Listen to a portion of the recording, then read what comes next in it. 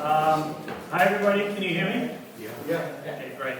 Welcome to White Columns for the second of 3 talks on and around this amazing exhibition, MATTA-CLARK, New York City Graffiti Archive, 1972 to 1973. It was co-curated by Roger Jessamyn, Beyond the Streets in Los Angeles, and Jessamyn Fiore of the MATTA-CLARK estate, who's going to moderate tonight's conversation.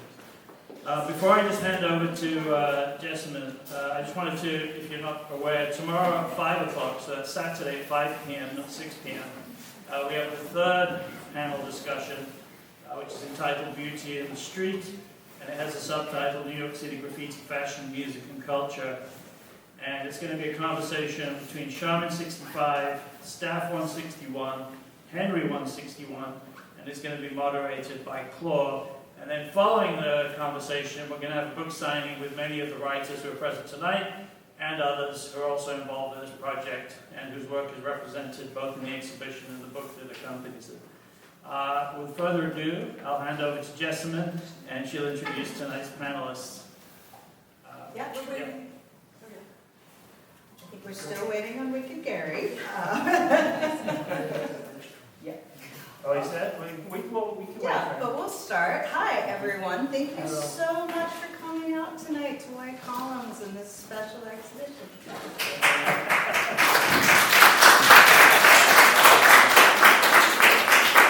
So, as Matthew mentioned, I run the estate of MATTA-CLARK with my mother, Jane Crawford, who is the artist's widow. So this is work that I know very well, but I also grew up with it. It's family. You know, this particular exhibition has been revelatory in so many ways, and I think we're going to dig into it. But, you know, Gordon took over 2,000 photographs of early New York City graffiti, and this was something that he started, you know, sort of doing these exploratory trips, particularly beginning in the South Bronx. And he did his first series of building cuts, which is what he's best known for in the South Bronx. But he started seeing this work, and he was curious about it, and he just took photo after photo after photo after photo. And then some of the works in the other room there, you can see what he did with those photos eventually was he printed them and then he hand painted them, he airbrushed them. So it was almost like he was really trying to learn this. So we'll dig into all the ins and outs of that. But I just want to say I am really thrilled because to be able to speak tonight with Moses, that's Sal 161, and then COCO 144, and Wicked Gary from the Ex-Bandits.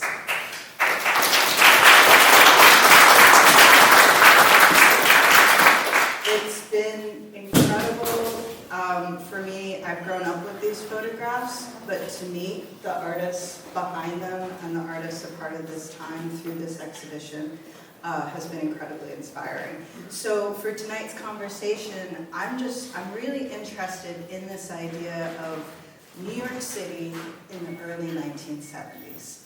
And there were so many crises going on in the city at that time. Not only did it actually go bankrupt in 1975, but there was a failure in architecture, there was a failure in city planning, you know, and the artists in this show and MATTA-CLARK were responding to that.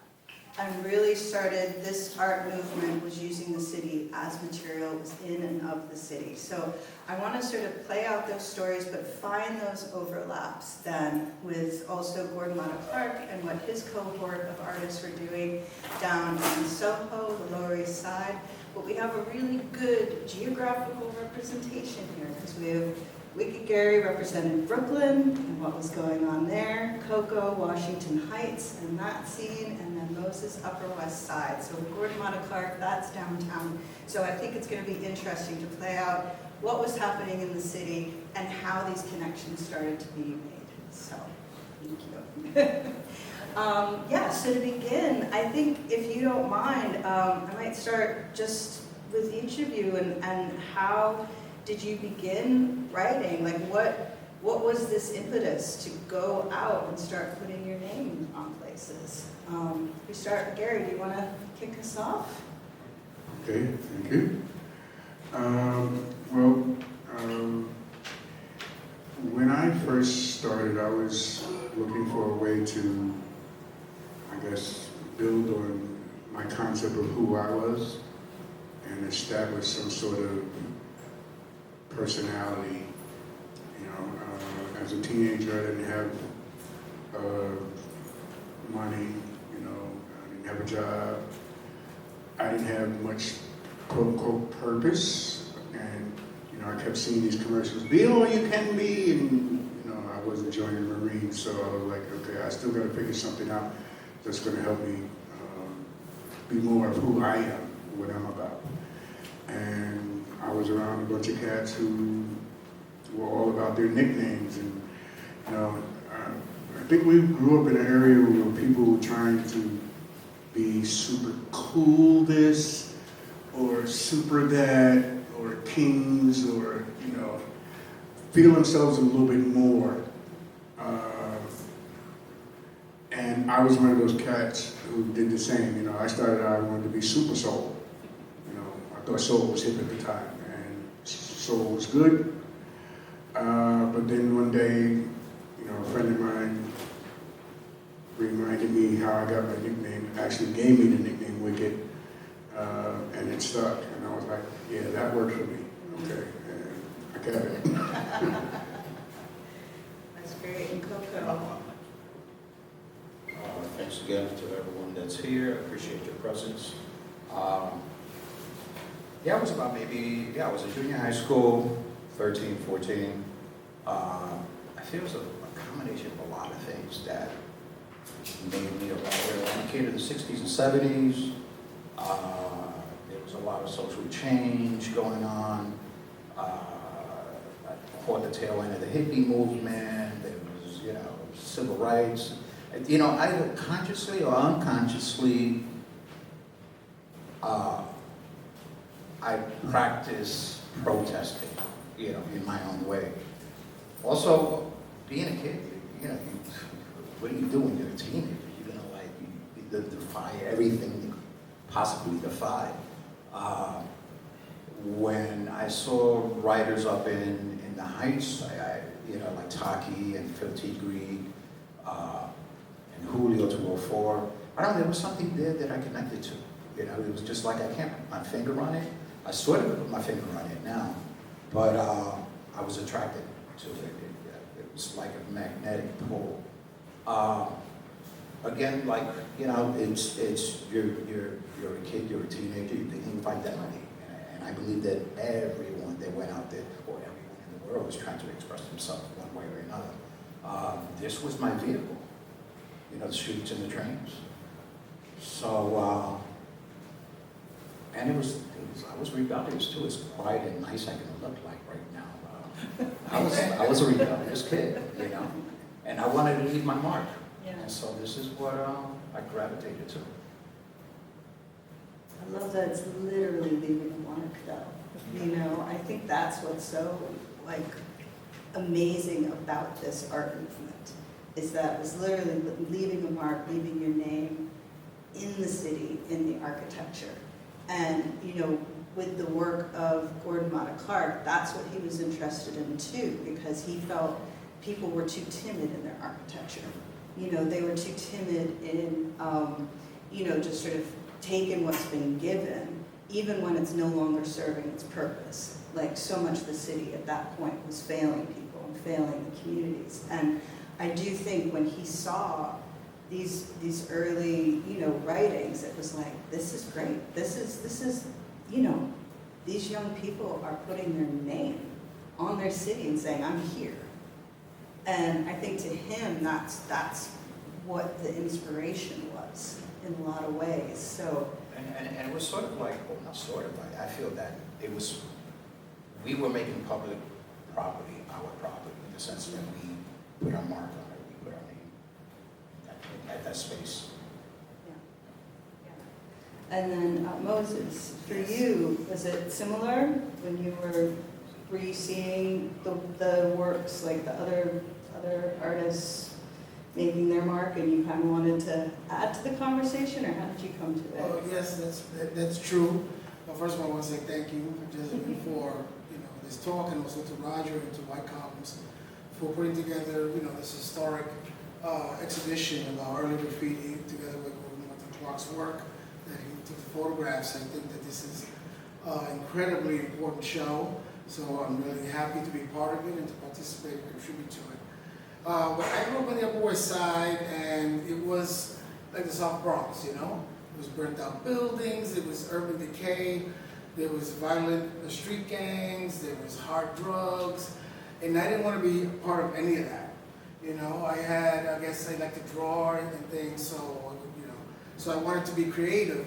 And then the first time I saw a train with a tag on it, I remember like it was yesterday, it was a Stitch, big tag on the side of a car, and it was just like, amazing. It was like, this is something that I want to get involved with, and that was sort of like the inspiration to come up with something, come up with a name, and start tagging and find out about it through other people who were doing it. Where's the yard? And be part of this. So for me, it was a very positive way to express myself, even though society frowned upon this activity. But for myself, it was something very empowering to sort of, to make myself visible and to feel present and seen, where I felt very invisible where I was, because, me and my friends, we just blended into the role, so to speak. No, I think that's interesting, and also, again, linking it to Gordon, he was accused of vandalism all the time with his work, and I think that was when he was seeing, the early graffiti, and everyone was just, really down on it, which you can see in the articles here. I think it's interesting to look at the news articles at the time, and it was just, oh, this is another symptom of the city falling apart, rather than, whereas he saw it as, no, this is a positive thing. Right? This isn't vandalism. This is the start of something new. I think what I've learned through this process and through working with Roger and all of you is what blows me away then is that you were young teenagers and you kind of started self-organizing and connecting with one another and building affiliations, which I think is pretty amazing, and pretty amazing considering across the geography of the city too, and I know the trains are really part of that, but like when I read the story of the ex-Vandals, I thought that was fascinating, if you don't mind telling it a bit, of how it was like, okay, here are all these different, writers in Brooklyn, but then how did you come together to become something bigger than just you as individuals doing things? Okay, well, when Dino and I first mentioned the idea, pretty much I hung out with a bunch of writers, at school at Erasmus Hall in Brooklyn. And we were all pretty popular in our own neighborhoods. And he looked up and said one day, hey, can you imagine had we all been writing the same name, what the impact of that would be in terms of our popularity?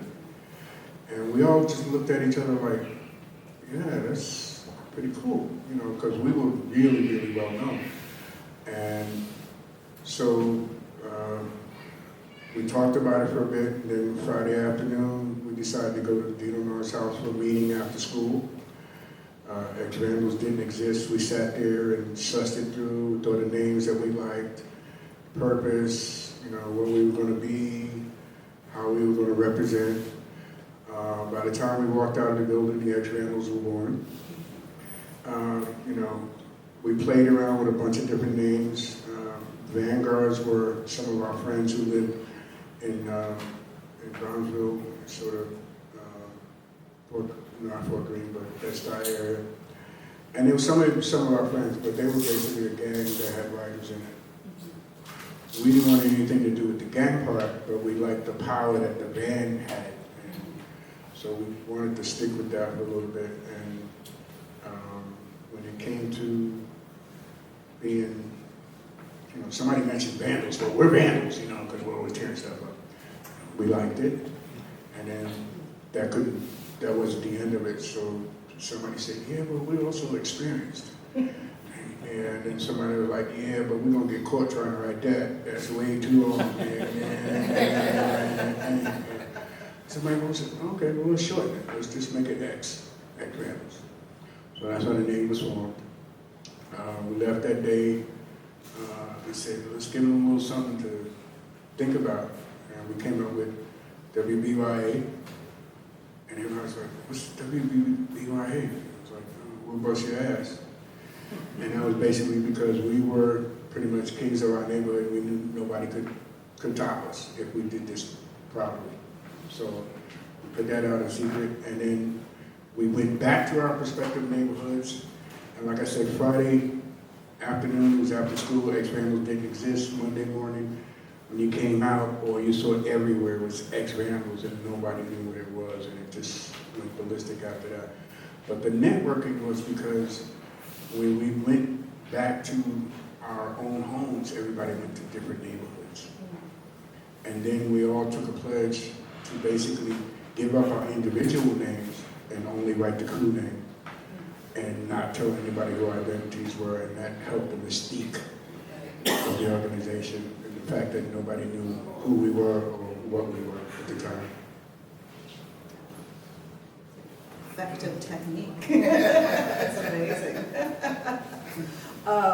You know, and then COCO, I know there was the scene where you were, and I was reading about, well, there's Writers Corner too in the South Bronx, but people were already starting to connect. And then just sort of the next step, I think is really interesting, then the organization of the UGA, which happened with Hugo Martinez, I guess, coming around. You said you met him too, Moses. Yeah, I met him early on before. Early on. So he was just going around just looking for writers. Right. But you had already been connected with a group where you were already writing with a number of other artists. How did that sort of... I had my writing partners, which Yeah. was 10-144 at East Okay. 1077. It was in late October of 72 that actually Henry, 161, had mentioned to me there was this guy going around. Everybody thought he was a cop or an undercover. And that he was organizing writers to go down to City College to paint on a classroom wall. So, yeah, it was a group of us. It was, Henry, K, 161, oh goodness, Stitch, Snake 1, Stitch 1, some of the writers down from 135th Street, J 135, Frankie 135. It was a number. It must have been like, oh goodness, like 20 writers. That's a lot. Yeah. And so this classroom in City College, which we didn't have a physical address, we sort of knew where it was, but there wasn't. We weren't told. We didn't know it was that it was going to be an Eisner Hall. For some reason or another, there's something about spray paint. The smell, travels. And so that's how we found this classroom that was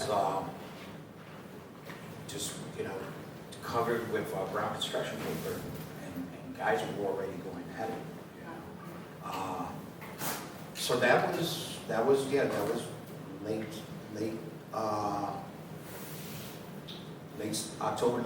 late October 72. I don't know, about a couple of weeks after that, we had these write-ups. Peter Schultz, Michelle Dorad, who wrote something in the Times. It was just like we got all this coverage. Daily News, the Post. It just went bananas. So it was like really visible. Yeah, it was mural that a lot of people went through. Yeah, it was like we were getting the recognition we wanted to get on the trains, but Wow. yeah, multiplied by 100. Things went to another level once you made the paper, or once he made the paper.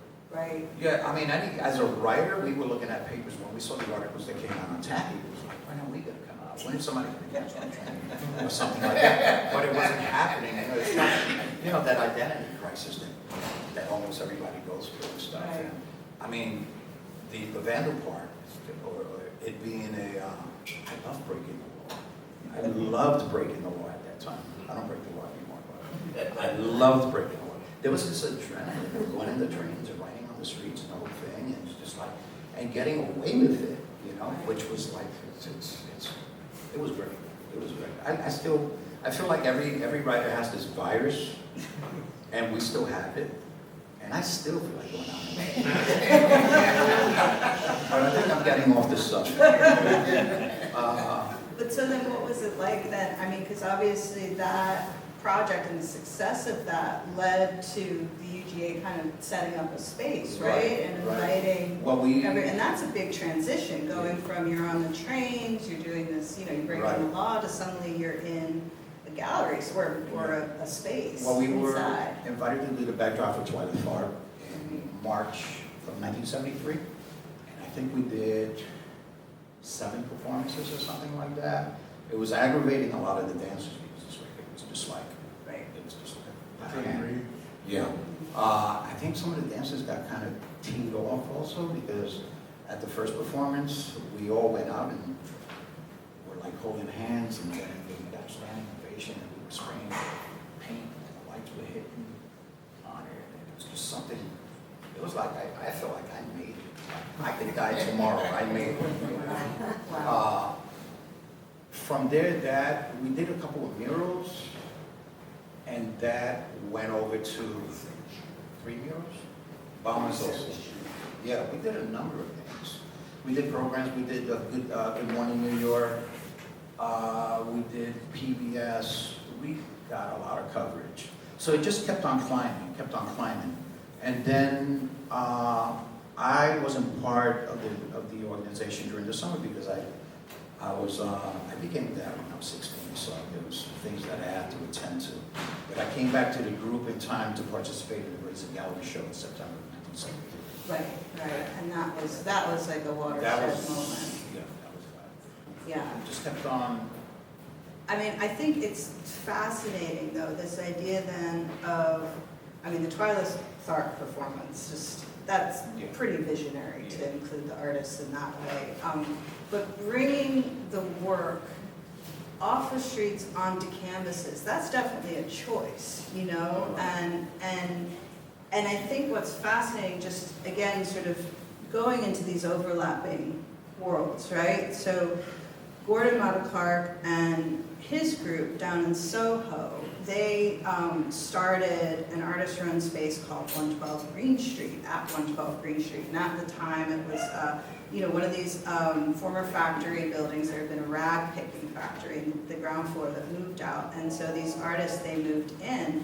And it was really sort of communal and anarchic, that kind of self-organized way where, you know, rather than having a curator go, oh, you're going to do this or this, they self-organized, and it would be like, okay, I'm going to make a sculpture over there, and it'll stay up however long, and then you can go do your thing. And a lot of the works were site-specific and ephemeral. It had performance. It was really experimental.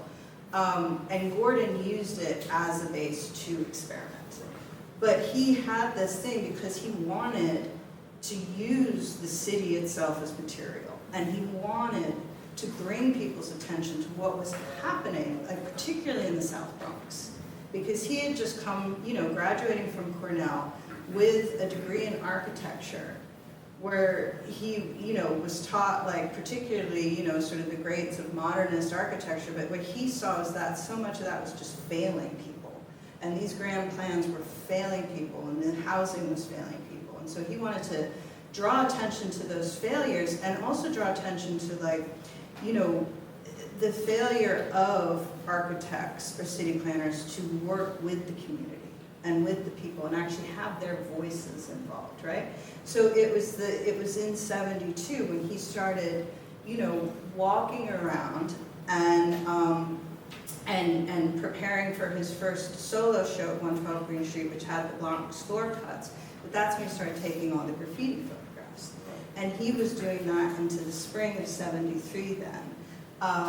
And I just think it's fascinating, this question of how does this work from the subways, from the walls, how does it move into a gallery space, right? And that this question was being asked, you know, by UGA on the one hand, and moving the work to canvas and sort of building a relationship with those artists. And then with Gordon, you know, he was experimenting with this question too. And, you know, I just think it's interesting that this was kind of in the air at that moment, you know. And I know, Moses, then we talked about, because you were involved with another space that opened then called NOGA.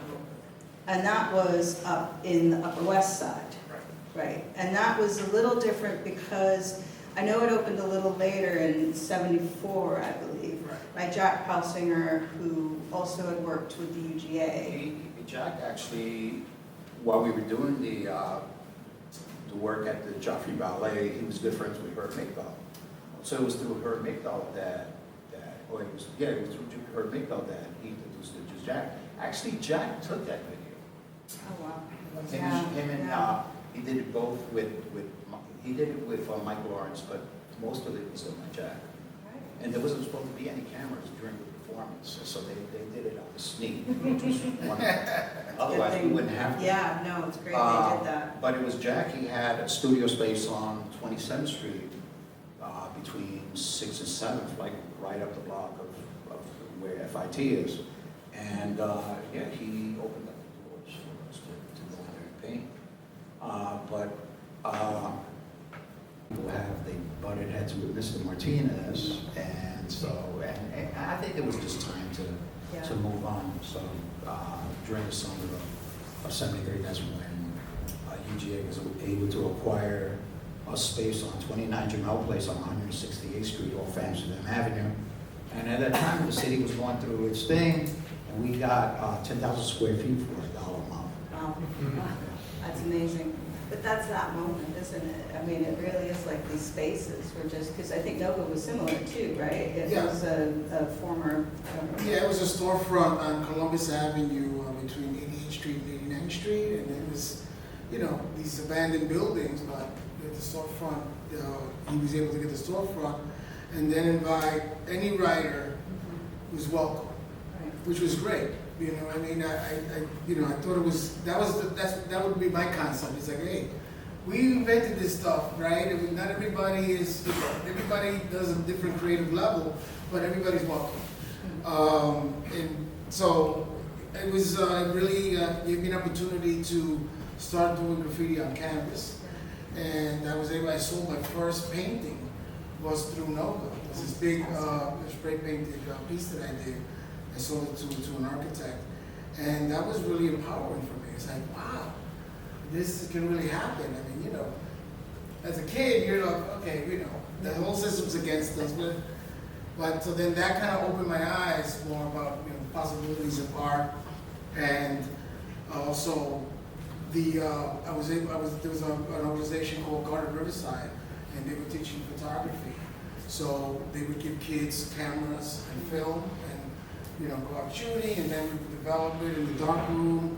So that was how some of the photographs that are in the book that I took, the ones I took, they're in the NOGA book. And I'm just going to show the book because I think it's important that NOGA was an important organization. So I just want to know this exists and that, you know, Beyond the Streets has it. And so it really tells you a lot of what was going on at that time. But aside from about what you're saying, in terms of art being in museums or in galleries, I always thought that the art should be outside, like, you know, murals in plazas and things like that. Bring it out to the public, because as a kid, I didn't feel welcome in those spaces, or even aware of those spaces for that matter. So to bring it to the public, I think was the idea that is something that's very powerful, and I think really resonates when people see work and they like really connect to it.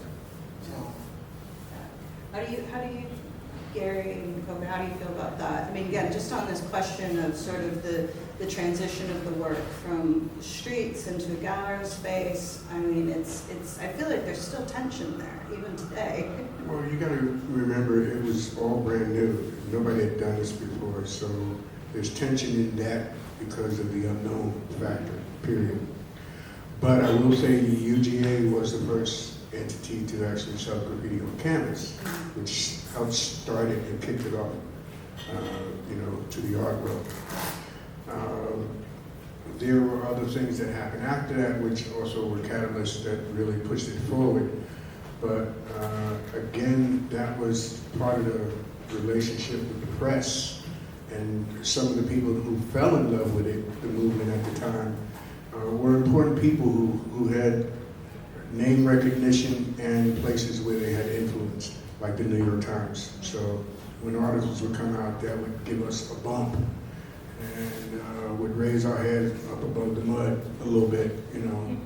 And it also would push the guys because it was like, hey, that felt pretty good, you know, let's go get some more of that. So it became a love thing, and especially as it got more popular. The guys, you know, were doing it because they enjoyed what was going on. There was a lot of discovery, self-awareness in terms of us painting what we were feeling, expressing ourselves, finding our own identities, also dealing with the camaraderie that we had among the other writers. And behind that, the friendships grew, the networks grew.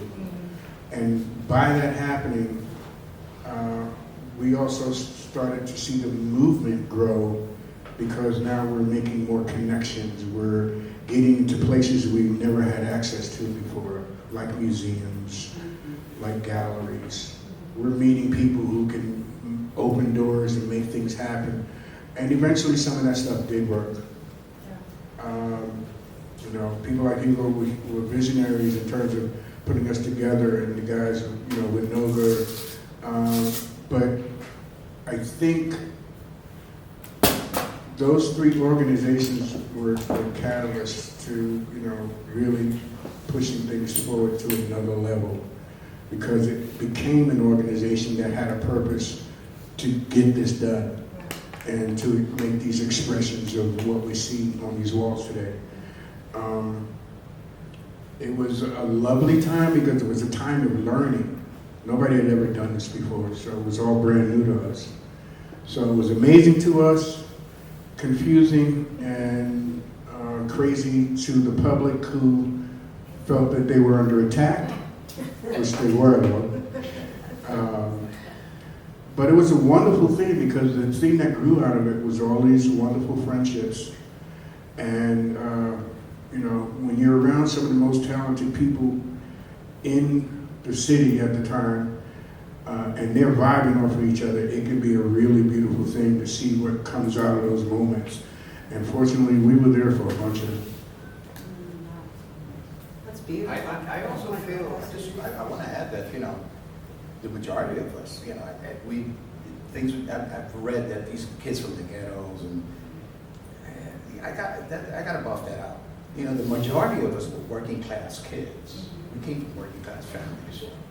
Okay, we weren't underprivileged. Okay, they could have been a couple, but you know, being an artist is not a working class goal. You know, it was more like, you know, my parents' plans for me were like, finish high school and get a good job, whatever a good job was. You know, so I felt that we also broke this barrier, you know, or we did break a barrier, a creative barrier that, you know, that now is still being practiced for like 50 years plus, you know, and it's global. So, yeah, I just wanted to add that. Yeah, that's true. That's really true. You know, I think it's, again, with what you're describing, going back to these sort of resonances, I do think about, you know, Gordon and his friends. They were obviously a bit older. He was in his late 20s when he was doing this, but it was resonating with him. You know, but they were also kind of having that, I mean, looking back on it, it's really like a sort of beautiful, idealistic moment that was happening in the 70s, even amidst this crisis, you know, because also, I think, obviously with the transition onto canvas and then, you know, and being able to sell and sort of building a value, but it was the same with the work he was making his friends. It wasn't sellable, it wasn't commercial.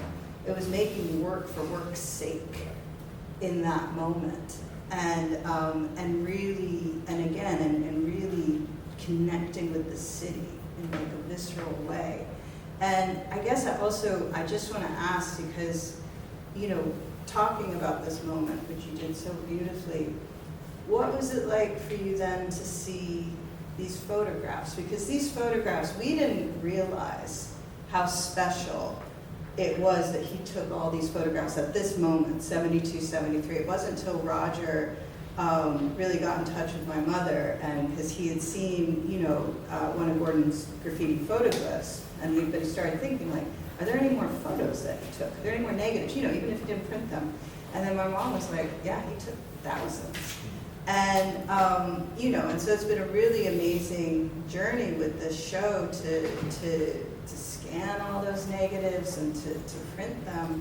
But I know it's, you know, I was so surprised the first time I learned that nobody else was taking photographs like this, and particularly so much at that moment. So Yeah, I mean, for me, when I saw the photo that he took of my piece, which is, it's, you know, letters are alternating colors. So one is green, the other one is white, and then green and white. And then the background was chrome. And the idea was that when it was, you know, he did this because when the train was moving, the reflection of the light would have the letters bouncing. And then with the other piece, the little canvas I have, I noticed, I said, wait a minute, this is the same technique I used on the train. It's like yellow and red for red and then yellow. yeah. The same type of idea of this thing that was moving. You know what I mean? It wasn't a static artwork. It was something that was in motion. But to see these photographs of his that I would never, you know, in a million years, I remember some of these pieces. So it brought it back. Yeah, Like the thinking and the Super Bowl process. 223. I remember seeing that. There weren't many of us that were taking photographs of the work. We had Instamatic cameras. and this was discussed last night. Yeah, Roger had yeah. mentioned it. But, yeah, I mean, there's a reference here. We have a reference to look at things. And I could say that over 90% of the photographs that are here in the trains that you know, that are the photographs of the trains, I remember where I was at when I first saw that piece. Yeah. I've been taking a lot of ginkgo. But yeah, it's like one of those moments that I can transport myself and remember where I was at when I saw that train. You know, and you know, thank God for Gordon that he was able to let me say something. Yeah. Yes, I did. We had a bunch of folks, thankfully, that were out photographing graffiti. I won't say a bunch, but we had some prominent names. You know, you guys know them all. So I'm not going to run through them. But I want to say there's a difference between Gordon because he was also an artist. Most of the other photographers were basically just photographing, and they were only capturing the art. Gordon was an artist also. So that separated him from the other photographers and also made him see it from a different perspective, which is one reason why that back room is special, because when you see that blows up of the pictures that he took, and then he goes behind that and hand paints that, trying to basically learn the techniques and the styles and the mediums. So he's in it at another level. So the stuff that he took is amazing to see all the different things that he saw. It's And like this- he got a chance to live in our shoes. So Yeah.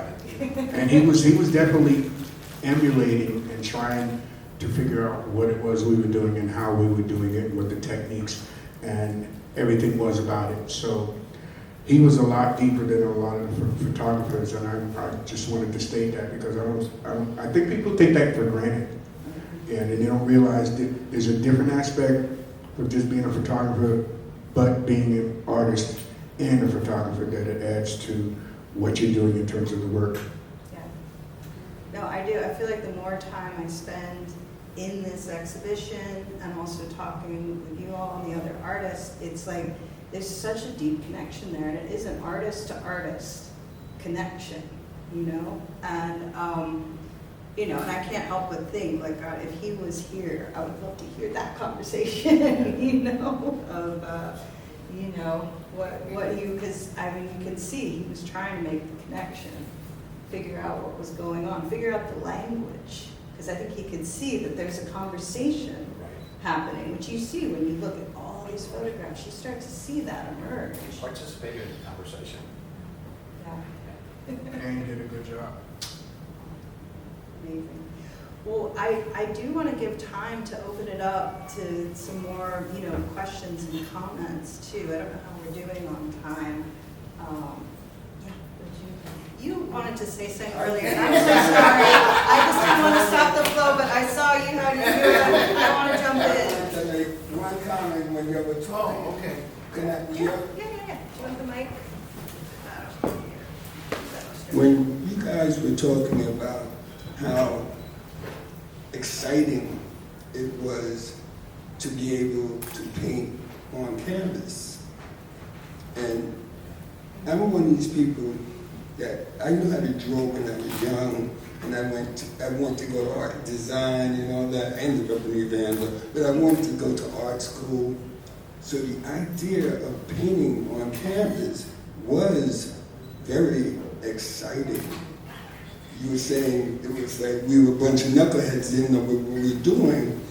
At the time, yes, I didn't know what I was doing. He didn't know what he was doing. We did it because it was fun. And I wanted to make that point. And then with you and Nova, you know, No, that was his word. We'll go back. oh, well, okay, back to you, okay, and down to him. We did something I consider very special. And you didn't take credit. Like, you said you were away that summer. Yes, you were, but you were still the president of UGA. I don't think I wasn't voted president of UG until 1974. So afterwards, after the races. I'm talking before Razor. I was, Was it? yeah, Well, I guess they because think I it's was not vice working anymore. president. I know what I was doing. I wouldn't have been doing all that crap if I wasn't vice president. And I'll be honest with you. What's scratching the game though? Beating up on Flint to make him put up the lights and all that, that wouldn't have been me. I wouldn't have been in the middle of that phase 2 and stand Fandango if I wasn't vice president. So we were, I was covering you. Thank God that you were around to remind me about things. Now, back to you. When you speak about Nova, always say Jack, Oh yeah, Jack Pelsinger, Mike, Michael Lawrence, Libby French. and Libby French.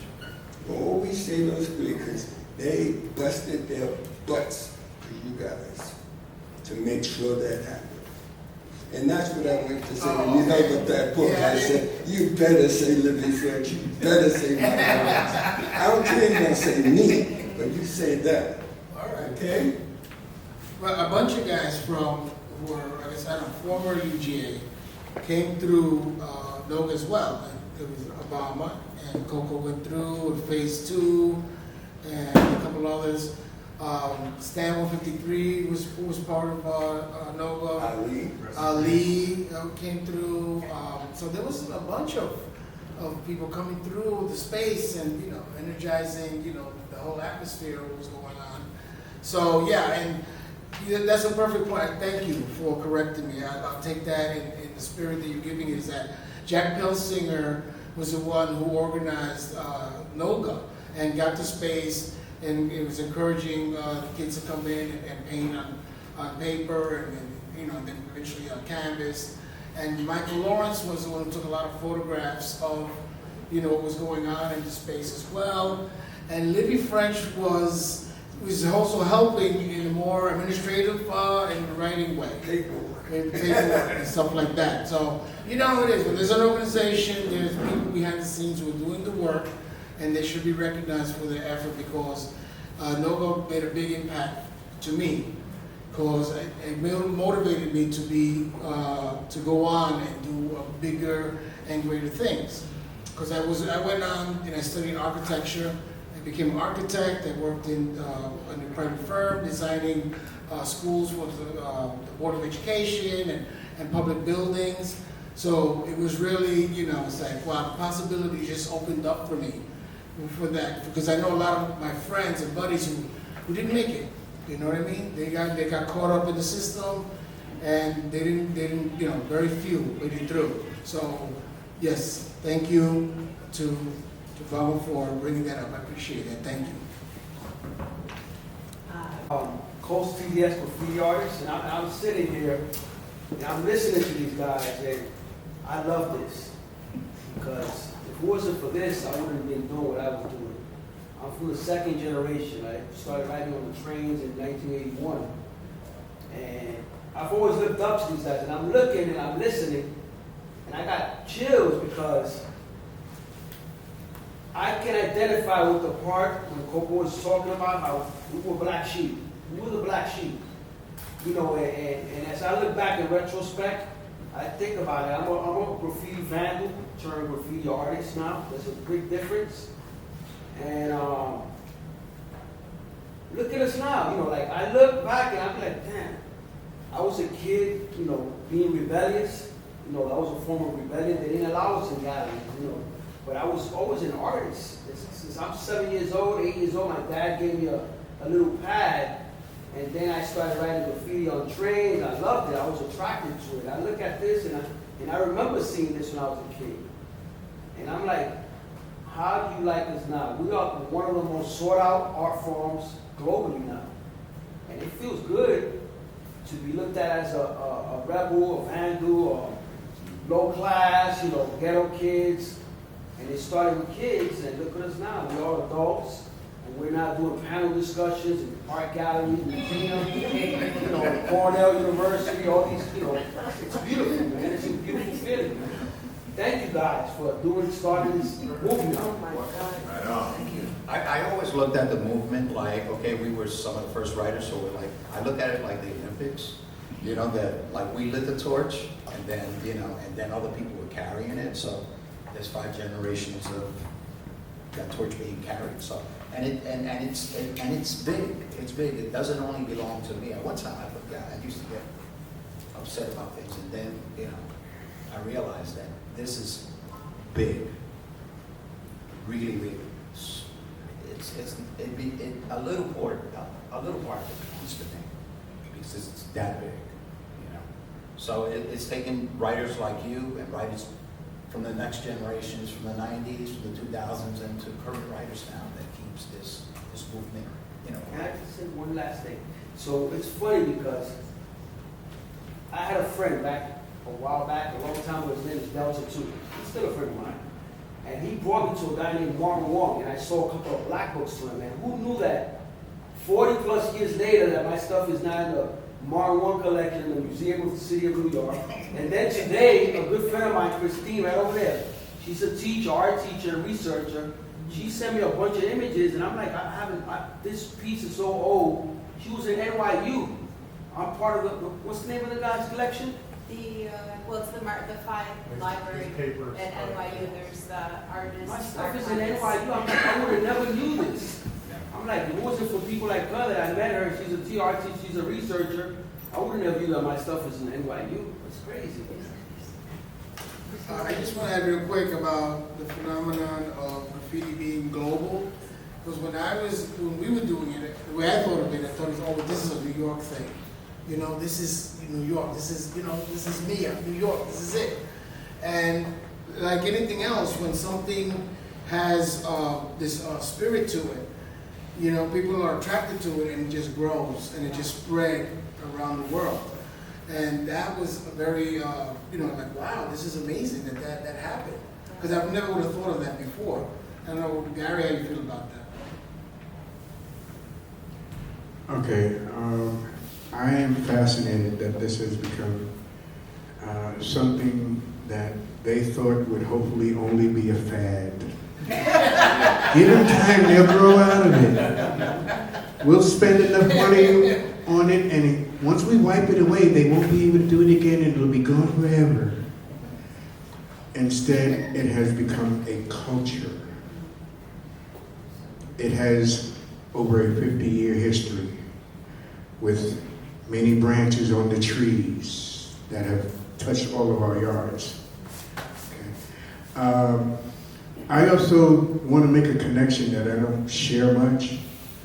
Part of one of those main branches, and when you asked me earlier about the expansion of organizing with the X-Ramblers, one of the big moments of that organization was when I called Lonnie, which is phase 2, to make him president of the Uptown chapter.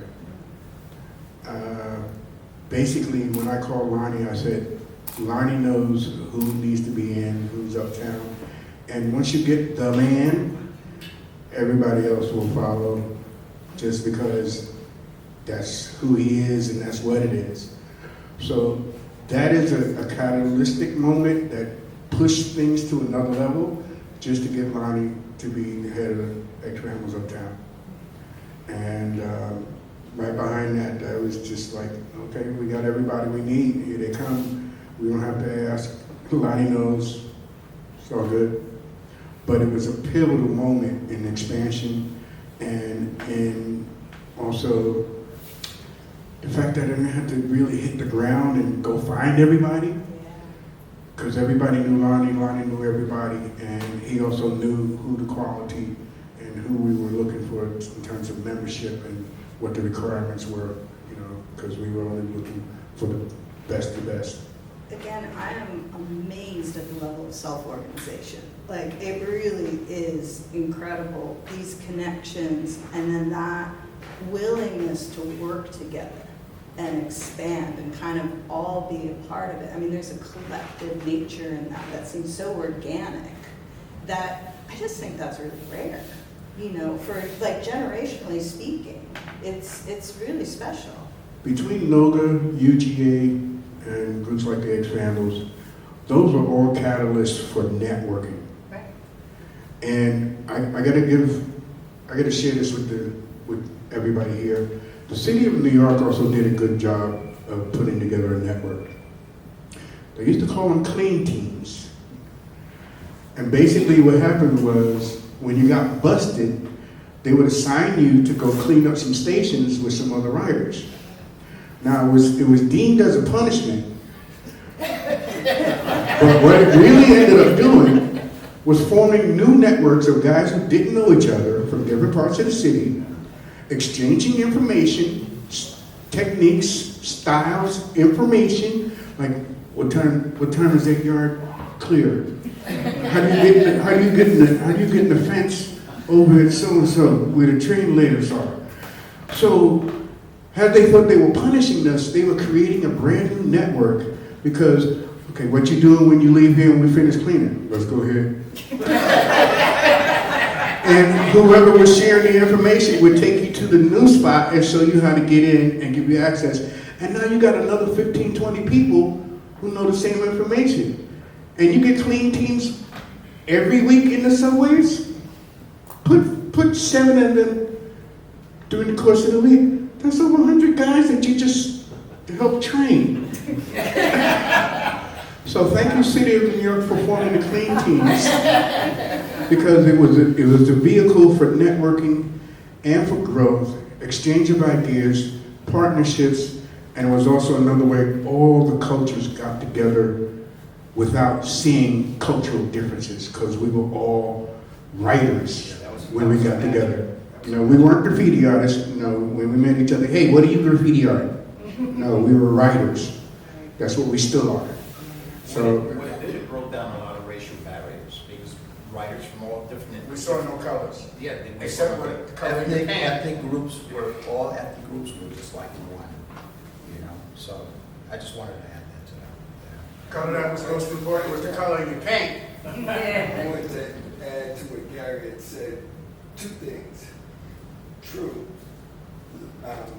Faze was president of the Bronx version of the X-Vandals, but there was this character that loved Tim Santino Nod.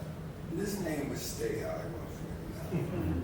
And Stay High was pissed that they made Lonnie president.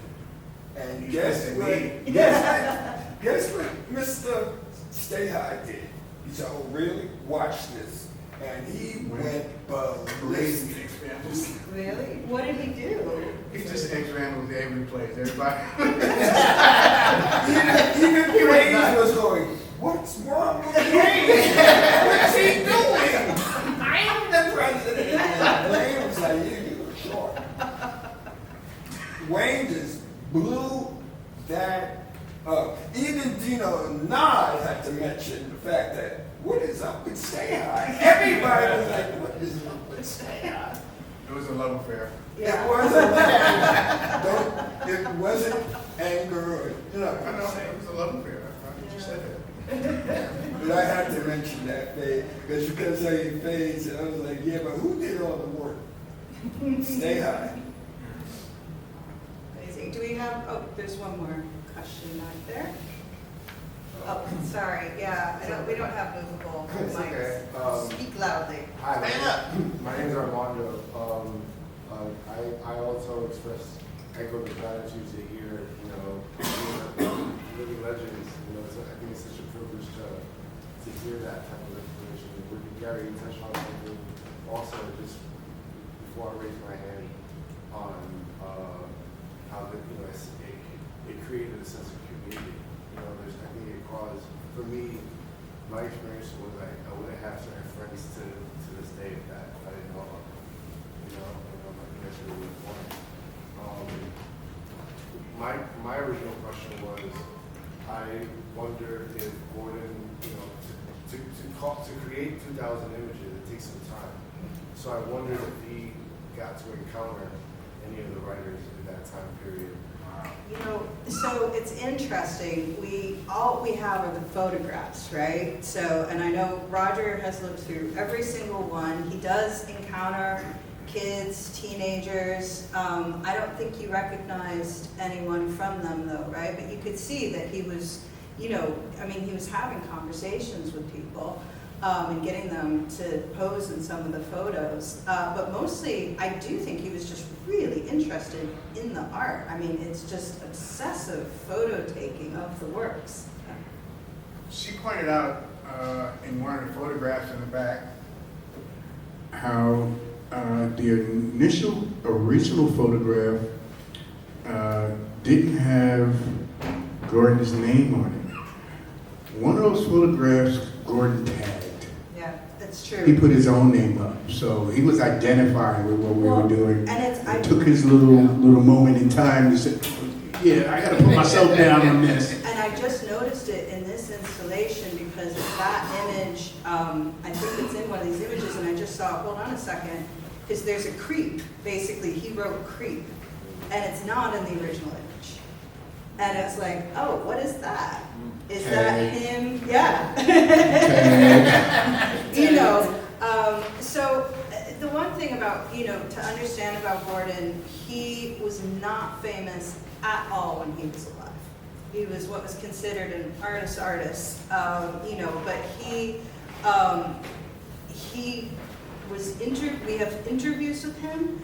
His own writings are quite abstract, they're beautiful, but he didn't sit down and write an essay or a journal about what he was doing, right? So we don't have, with this body of work in particular, again, people thought it was really odd, right? He submitted some of these pieces to the Washington Square Art Show, and they were rejected as, being, this is vandalism, what are you doing? And so he set up his own protest art exhibition on the street 2 blocks away with these works. And then he took his truck to 105th Street, we think, because it was written on it.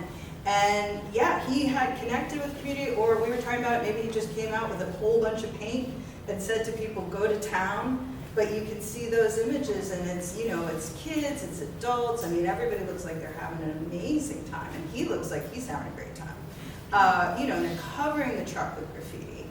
And so then he parked that truck next to his protest art exhibition, and he had his blowtorch, and as a way to kind of start conversation, he was cutting out pieces of the truck and engaging with people as they went by. But, you know, he didn't show this work in a gallery except at 112 Green Street in a group show in 1973, where he showed one of the long photoglyphs like we have in the back room, and he hung it outside the back windows of the space, so it looked like there was a subway going by. But, you know, nobody, and I've talked to friends of his and ex-girlfriends of his, and everyone when he was doing this was like, this was weird, we didn't get it. Like, he really was prescient seeing this as an art movement, because nobody else got it. So he made a ton of prints and works, and obviously took so many photos, but again, he had a short lifetime, and they never really got out there during his life. And then even subsequently, a lot of curators have had no idea what to do with them. So, it's amazing, but I feel like this work has finally found its audience 50 years later. I'm going to add to that because I have to give, a shout out to Roger Gusman, who's the person who's been determined to keep this history, in the public, and then making that connection to Gordon's work, who was, part of this gallery in the inception, and bring it out, after more than 50 years, right? It's more than 50 years, so that people can see it and understand where graffiti comes from and how it has evolved, and all those artists who came out of graffiti who are, now, very successful artists. So I want to say thank you, Roger. I think we should give him a big round of applause.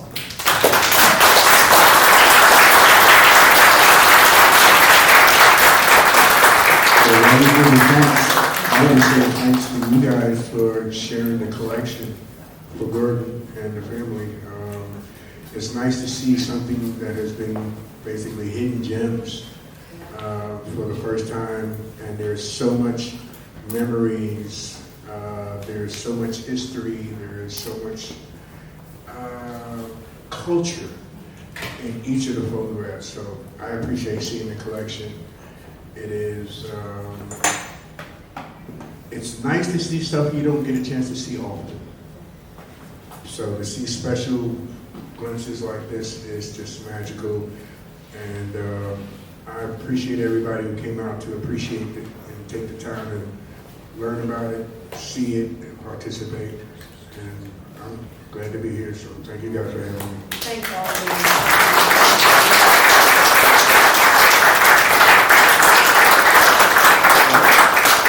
I want to say that it's a privilege to be part of the show, and I think that, it's not to be shown. I'm going to say that this show needs to travel more. Absolutely.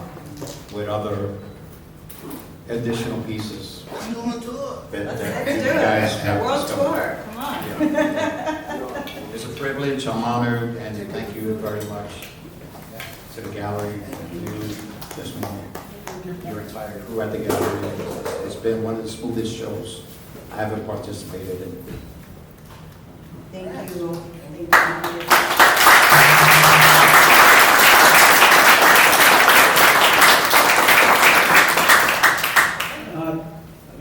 Feedback. But thanks again, everybody, for coming. Thanks for tonight's amazing panel. Thanks to Jessamyn, Gordon MATTA-CLARK Estate, David's Verna Gallery for loaning the works, Roger for co-curating the exhibition. And join us again tomorrow night at 5 p.m. for the last panel of this series, Beauty in the Streets. And as we mentioned yesterday, this show is being extended until May 17th. And it's going to close with an event in collaboration with the Whitney Museum, which we'll be promoting starting next week. So hopefully we can all gather again on the final day of the show to close it out. And I agree, the show should tour forever. Thank you very much. Have a great weekend, everyone.